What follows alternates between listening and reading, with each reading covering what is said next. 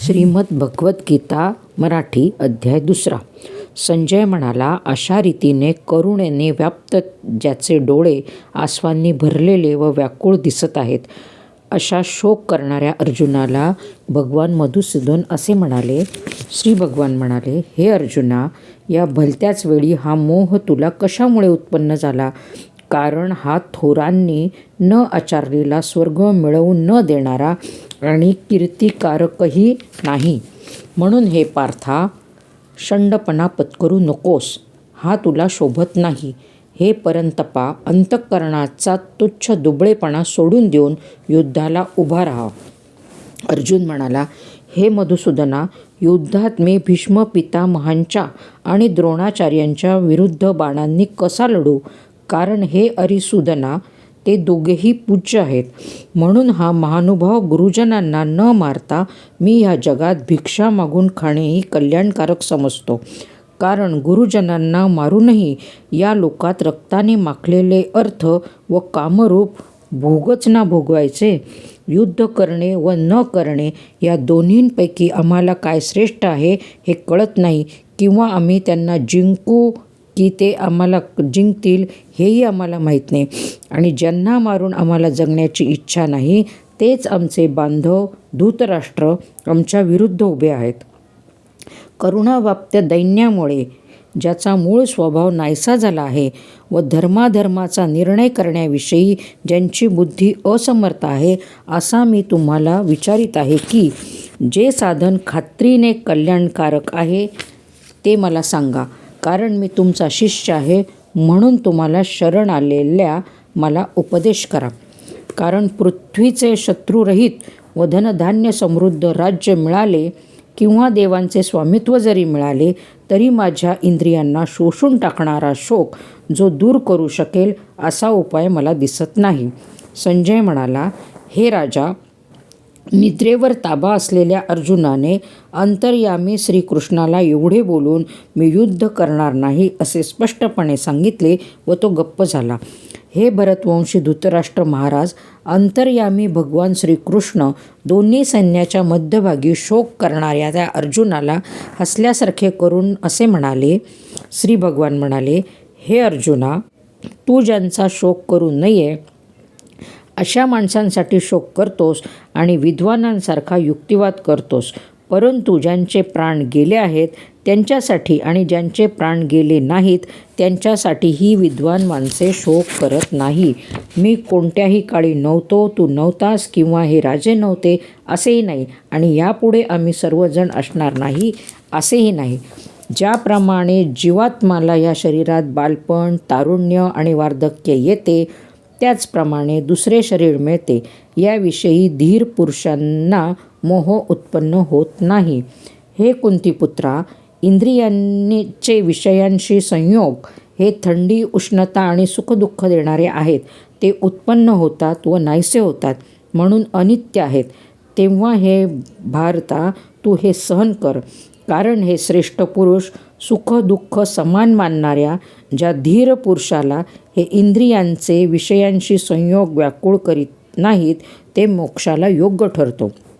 असत वस्तूला अस्तित्व नाही आणि सतवस्तूचा अभाव नसतो. अशा रीतीने या दोघांचेही सत्यस्वरूप तत्त्वज्ञानी पुरुषांनी पाहिले आहे. ज्याने हे सर्व जग दिसणाऱ्या सर्व वस्तू व्यापल्या आहेत त्यांचा नाश नाही, तू हे लक्षात ठेव. त्या अविनाशीचा नाश कोणीही करू शकत नाही. या नाशरहित मोजता न येणाऱ्या नित्यस्वरूप जीवात्म्याची ही शरीरे नाशवंत आहेत हे म्हटले गेले आहे. म्हणून हे भरतवंशी अर्जुना, तू युद्ध कर.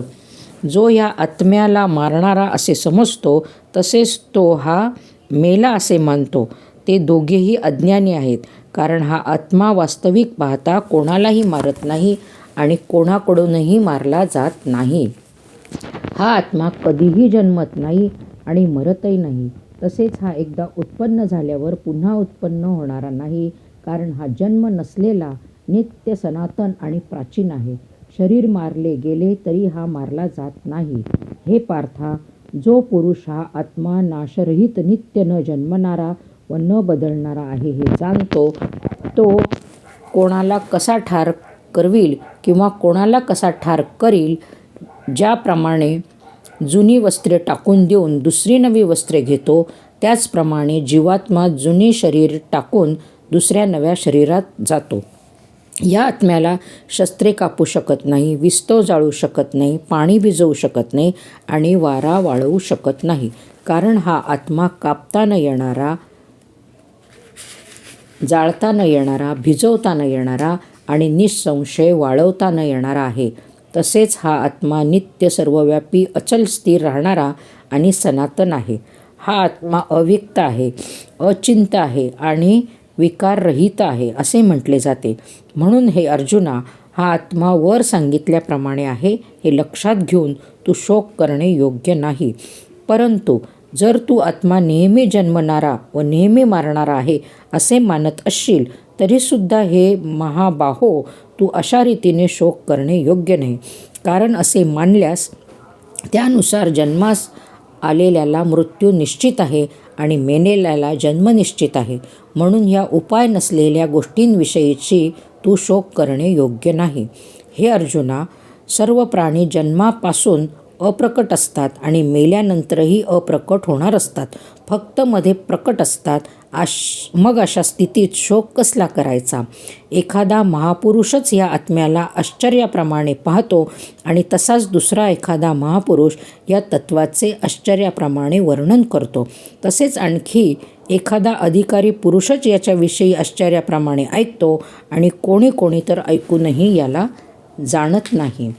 हे अर्जुना, हा आत्मा सर्वांच्या शरीरात नेहमीच अवैध असतो. म्हणून सर्व प्राण्यांच्या बाबतीत तू शोक करणे योग्य नाही. तसेच स्वतःचा धर्म लक्षात घेऊनही तू भिता कामा नये. कारण क्षत्रियाला धर्माला अनुसरून असलेल्या युद्धातून दुसरे कोणतेही कल्याणकारक कर्तव्य नाही. हे पार्था, आपोआप समोर आलेले उघडलेले स्वर्गाचे दारच असे हे युद्ध भाग्यवान क्षत्रियांनाच लाभते. परंतु जर तू धर्मयुद्ध केले नाहीस तर स्वधर्म आणि कीर्ती गमावून पापाला जवळ करशील. तसेच सर्व लोक तुझी चिरकाल अपकीर्ती सांगत राहतील आणि सन्माननीय पुरुषाला अपकीर्ती मरणाहून दुस्सह वाटते. शिवाय ज्यांच्या दृष्टीने तू आधी अतिशय आदरणीय होतास त्यांच्या दृष्टीने आता तुच्छ ठरशील. हे महारथी, तुला भिवून युद्धातून काढता पाय घेतला असे मानतील. तुझे शत्रू तुझ्या सामर्थ्याची निंदा करीत तुला पुष्कळसे नको नको ते बोलतील. याहून अधिक दुःखदायक काय असणार आहे? युद्धात तू मारला गेलास तर स्वर्गाला जाशील, अथवा युद्धात जिंकल्यास तू पृथ्वीचे राज्य भोगशील. म्हणून हे अर्जुना, तू युद्धाचा निश्चय करून उभा राहा. जय अपराजय, फायदा तोटा आणि सुखदुःख समान मानून युद्धाला तयार हो. अशा रीतीने युद्ध केलेस तर तुला पाप लागणार नाही. हे पार्था, हा विचार तुला ज्ञानयोगाच्या संदर्भात सांगितला आणि आता कर्मयोगाविषयी ऐक. ज्या बुद्धीने युक्त झाला असता तू कर्माचे बंधन चांगल्या प्रकारे तोडून टाकशील. या कर्मयोगात आरंभाचा अर्थात बीजाचा नाश नाही आणि उलट फळरूप दोषही नाही. इतकेच नव्हे तर या कर्मयोगरूप धर्माचे थोडेसेही साधन जन्ममृत्यूरूप मोठ्या भयापासून रक्षण करते. हे अर्जुना, या कर्मयोगात निश्चयात्मक बुद्धी एकच असते, परंतु अस्थिर विचार असणाऱ्या अविचारी कामनायुक्त माणसाच्या बुद्धी खात्रीने पुष्कळ फाटे फुटलेल्या व असंख्य असतात. हे अर्जुना, जे भोगात रमलेले असतात, कर्मफलाची स्तुती करणाऱ्या वेदवाक्यांची ज्यांना आवड आहे, ज्यांच्या मते स्वर्ग हीच श्रेष्ठ मिळवण्याजोगी वस्तू आहे, स्वर्गाहून श्रेष्ठ दुसरी कोणतीही गोष्ट नाही, असे जे सांगतात ते अविवेकी लोक अशा प्रकारची जी पुष्पित म्हणजे दिखाऊ शोभायुक्त भाषा बोलत असतात, त्यांची ही भाषा जन्मरूप कर्मफल देणारी, तसेच भोग व ऐश्वर्य मिळवण्यासाठी अनेक प्रकारच्या क्रियांचे वर्णन करणारी असते. या भाषेने ज्यांचे अंतःकरण आकृष्ट करून घेतले आहे, जे भोग व ऐश्वर्यात अत्यंत आसक्त आहेत, अशा पुरुषांची परमात्माविषयी निश्चयी बुद्धी असत नाही. हे अर्जुना, वेदवर सांगितल्याप्रमाणे तिन्ही गुणांची कार्य असणारे सर्व भोग आणि त्यांची साधने सांगणारे आहेत. म्हणून तू हे भोग आणि त्यांच्या साधनांच्या बाबतीत आसक्ती बाळगू नकोस. तसेच सुखदुःखाची द्वंद्वांची रहित नित्य वस्तू असणाऱ्या परमात्म्यात स्थित योगक्षेमाची इच्छा न बाळगणारा आणि अंतःकरणाला ताब्यात ठेवणारा हो. सर्व बाजूंनी भरलेला मोठा जलाशय मिळाल्यावर लहान जलाशयाची मनुष्याला जेवढी गरज असते तेवढीच चांगल्या प्रकारे ब्रह्म जाणणाऱ्या ब्राह्मणाला वेदांची गरज असते. तुला कर्म करण्याचाच अधिकार आहे, त्याच्या फळाविषयी कधीही नाही. म्हणून तू कर्माच्या फळांची इच्छा करणारा होऊ नकोस. तसेच कर्म न करण्याचाही आग्रह धरू नकोस. हे धनंजया, तू आसक्ती सोडून तसेच सिद्धी आणि असिद्धीमध्ये समान भाव ठेवून योगात स्थिर होऊन कर्तव्य कर्मे कर. समत्वालाच योग्य म्हटले आहे. या समत्वरूप बुद्धियोगापेक्षा सकाम कर्म अत्यंत तुच्छ आहे. म्हणून हे धनंजया, तू समबुद्धीतच रक्षणाचा उपाय शोध, म्हणजे बुद्धियोगाचाच आश्रय घे. कारण फळाची इच्छा बाळगणारे अत्यंत दीन आहेत. समबुद्धीचा पुरुष पुण्य व पाप या दोहींचाही याच जगात त्याग करतो, अर्थात त्यापासून मुक्त असतो. म्हणून तू समत्वरूप योगाला चिकटून राहा. हा समत्वरूप योगच कर्मातील दक्षता आहे, म्हणजेच कर्मबंधनातून सुटण्याचा उपाय आहे. कारण समबुद्धीने युक्त असलेले ज्ञानी लोक कर्मापासून उत्पन्न होणाऱ्या फळाचा त्याग करून जन्मरूप बंधनापासून मुक्त होऊन निर्विकार परमपदाला प्राप्त होतात. जेव्हा तुझी बुद्धी मोहरूपी चिखलाला पूर्णपणे पार करून जाईल, तेव्हा तू ऐकलेल्या व ऐकण्यासारख्या इह परलोकातील सर्व भोगांपासून विरक्त होशील. तऱ्हेतऱ्हेची वचने ऐकून विचलित झालेली तुझी बुद्धी जेव्हा परमात्म्यात अचलपणे स्थिर राहील, तेव्हा तू योगाला प्राप्त होशील, म्हणजेच तुला परमात्म्याशी नित्य संयोग होईल. अर्जुनाने विचारले, हे केशवा, जो समाधीत परमात्म्याला प्राप्त झालेला आहे, अशा स्थिर बुद्धी पुरुषाचे लक्षण काय? तो स्थिर बुद्धी पुरुष कसा बोलतो, कसा बसतो आणि कसा चालतो? श्री भगवान म्हणाले, हे अर्जुना, ज्यावेळी हा पुरुष मनातील सर्व कामना पूर्णपणे टाकतो आणि आत्म्यानेच आत्म्याच्या ठिकाणी संतुष्ट राहतो, त्यावेळी त्याला स्थितप्रज्ञ म्हटले जाते.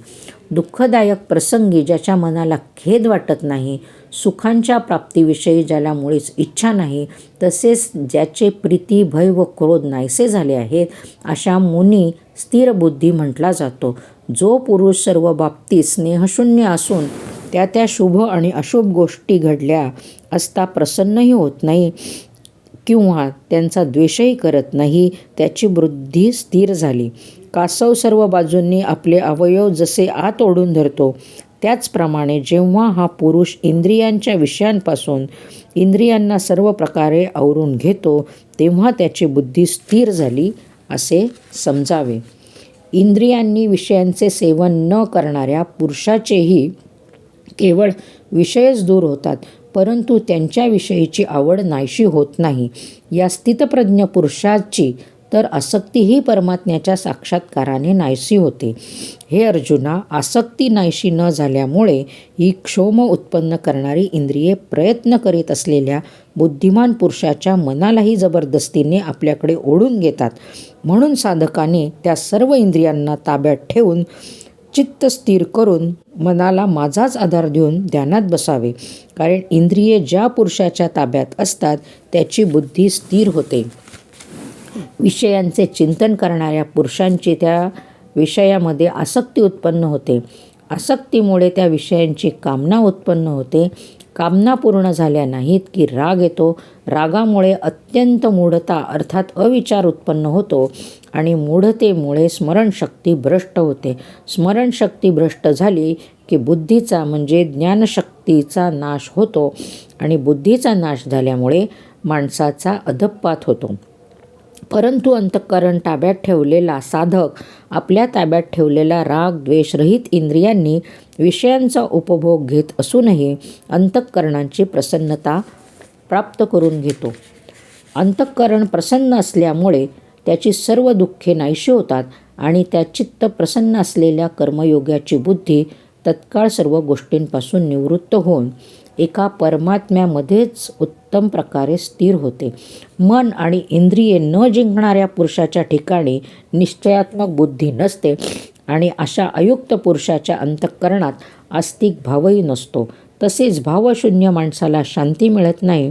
मग शांती नसलेल्या माणसाला सुख कुठून मिळणार? कारण ज्याप्रमाणे पाण्यात चालणाऱ्या नावेला वारा वाहून नेतो, त्याचप्रमाणे विषयात वावरणाऱ्या इंद्रियांपैकी मन ज्या इंद्रियाबरोबर राहते ते एकच इंद्रिय या अयुक्त पुरुषाची बुद्धी हिरावून घेते. म्हणून हे महाबाहो, ज्याची इंद्रिये इंद्रियाच्या विषयांपासून सर्व प्रकारे आवरून धरलेली असतात त्याची बुद्धी स्थिर असते. सर्व प्राण्यांच्या दृष्टीने जी रात्रीसारखी असते अशा नित्य ज्ञानस्वरूप परमानंदाच्या प्राप्तीत स्थितप्रज्ञ योगी जागतो आणि ज्या नाशवंत सांसारिक सुखाच्या प्राप्तीत सर्व प्राणी जागतात ती परमात्मतत्व जाणणाऱ्या मुनीला रात्रीसारखी असते. ज्याप्रमाणे निरनिराळ्या नद्यांचे पाणी सर्व बाजूंनी भरलेल्या व स्थिर असलेल्या समुद्रात त्याला विचलित न करताही सामावून जाते, त्याचप्रमाणे सर्व भोग ज्या स्थितप्रज्ञ पुरुषामध्ये कोणत्याही प्रकारचा उत्पन्न न करताच सामावून जातात, तोच पुरुष परमशांतीला प्राप्त होतो, भोगांची इच्छा करणारा नव्हे.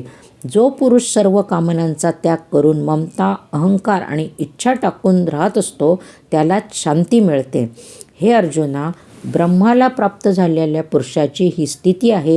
ही प्राप्त झाल्याने योगी कधी मोहित होत नाही आणि अंतकाळही या ब्राह्मी स्थितीत स्थिर होऊन ब्रह्मानंद मिळवतो.